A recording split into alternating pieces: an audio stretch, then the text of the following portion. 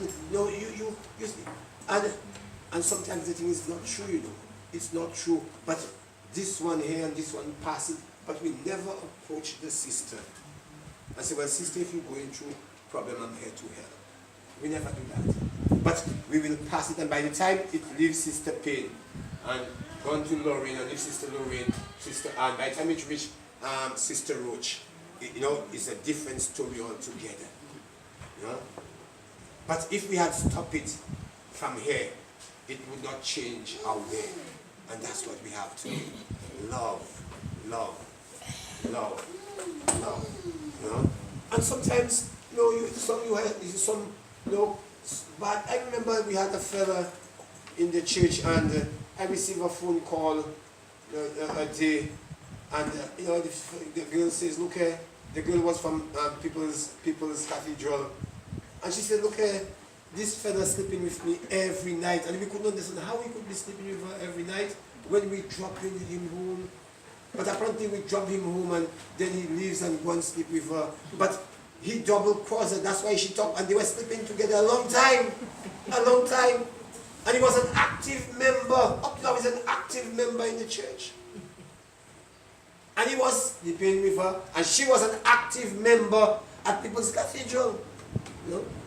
But what would we do? We didn't go and spread it. We call him and speak to him and ask him to straighten himself. We couldn't go and tell everybody, well, he's this and he's that, he's this. You will destroy him, and then he disappears. He will never come back to the church. You try to help him because it's obvious he had a problem. And try to help him. And now he's active in the church, married and active in the church. But sometimes we destroy people. We destroy their character.